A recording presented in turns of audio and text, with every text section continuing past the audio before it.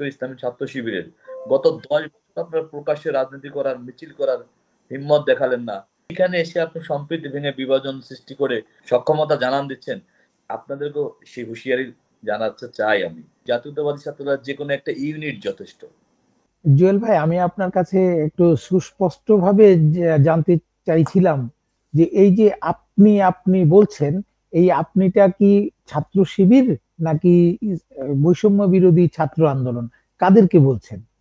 এখন দেখেন, আমি তো বললাম এর এখন যারা দায়িত্বে আছে সবাই আমার সেনাপতি, হ্যাঁ, সেনাপদ জুনিয়র, যাদের যারা আমাদের মিছিলে অনুপ্রাণিত হয়েছে, এখন তারা স্বীকার করুক আর নাই করুক, তাদের নেতারা যারা, তাদের নেতৃত্ব দেওয়ার সুযোগ আমাদের হয়েছে।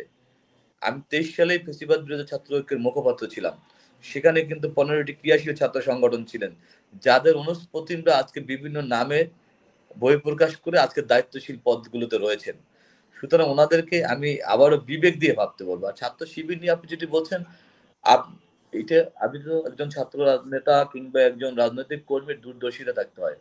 আমি 2023 সালে তাদেরকে যখন ছাত্র ঐক্য করি তখন কিন্তু তাদেরকে আমি ঐক্য গঠনে নেইনি, ছাত্র ঐক্যের গঠনে নেইনি এই কারণেই শুধু। কারণ তখনই আমরা বলতে পেরেছিলাম যে ছাত্র জনতার অভ্যুত্থানের মাধ্যমে ফ্যাসিবাদের পতন হবে। তখনই আমরা বলতে পেরেছিলাম যে ছাত্র জনতার অভ্যুত্থান এমন ভাবে গড়ে ওঠা হবে যাতে করে এই ফ্যাসিবাদীরা মুহূর্ত সময় পাবে না, 1 ইঞ্চি জায়গা পাবে না। এই কথাগুলো আমরা তখন বলেছিলাম, এখন বলি না আমরা। সুতরাং আমরা এই যে সুদূর প্রসারী চিন্তা চেতনা থেকে আর ওনাদের যে মনোভাব ছোটবেলা থেকে যেভাবে দেখেছি, বিশেষ করে ইসলামী ছাত্র শিবিরের গত 10 বছর আপনারা প্রকাশ্যে রাজনীতি করার, মিছিল করার হিম্মত দেখালেন না।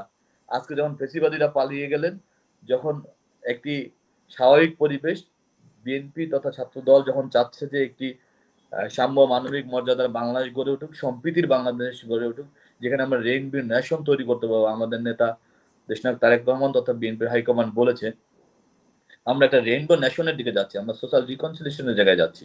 সেইখানে এসে আপনি সম্প্রীতি ভেঙে বিভাজন সৃষ্টি করে আপনি আপনার সক্ষমতা জানান দিচ্ছেন। সেই সক্ষমতা যদি আপনি প্রকাশ্যে কোথাও বলার চেষ্টা করেন, আমি মনে করি জাতীয়তাবাদী ছাত্ররা যে কোনো একটা ইউনিট যথেষ্ট। কারণ এই জুলাই বিপ্লবেও আমাদের সর্বোচ্চ সংখ্যক নেতাকর্মী শহীদ হওয়ার পরও আমরা কিন্তু রাজনৈতিক ক্রেডিট নিতে চাইনি, কারণ এটা একটা স্যাক্রিফাইস করার সংগঠন। জাতীয়তাবাদী ছাত্র দলের সৃষ্টি হয়েছিল অন্যায়ের পিঠে চাবুক মারার জন্য, ন্যায়ের ন্যায়ের সাথে থাকার জন্য। সুতরাং আজকে যে অন্যায়গুলো আপনারা করছেন, আপনাদেরকেও সেই হুঁশিয়ারি জানাতে চাই আমি। জাতীয়তাবাদী ছাত্র দল কিন্তু অন্যায়ের পিঠে চাবুকের ন্যায়। সুতরাং আপনারা এমন কোনো কথা বলেন না যাতে করে এই রাষ্ট্র আবারও একটা অরাজক পরিস্থিতির সৃষ্টি হয়। যেহেতু আমরা সবাই যারা সচেতন মানুষ, যারা দৃঢ় মনে প্রাণে বিশ্বাস করি, এদের সবাই সচেতন বিবেক বলবে আগামী রাষ্ট্র পরিচালনার দায়িত্ব দেশের জনগণ বিএনপিকে দিবে, এটা মনে করেই এ ধরনের সংকট তৈরি করার চেষ্টা চলছে। কিন্তু যেহেতু গণমানুষের দল বিএনপি, সাধারণ শিক্ষার্থীদের দল ছাত্র দল, সুতরাং তাদেরকে ঐক্যবদ্ধ রেখে আমরা এই রাজনীতি, এই ধরনের ষড়যন্ত্রকে রুখে দেব। কিন্তু তার আগে তাদেরকে আহ্বান জানাতে চাই, আপনাদের আপনাদের যদি জুলাই স্পিড আপনাদেরকে ধারণ করার মতো সক্ষমতা, মানসিকতা, নৈতিকতা বোধ থেকে থাকে, তাহলে আপনারা নিশ্চয়ই শহীদ ওয়াসিম সহ তাদের যারা আমরা যারা তার উত্তরসূরি রয়েছি, সেই শহীদ ওয়াসিমের উত্তরসূরিদেরকে আপনারা কোনোভাবেই, মানে কোনো প্রকার প্রয়োজনীয়তা ছাড়াই এভাবে প্রশ্নবিদ্ধ করার অপচেষ্টা করতেন না।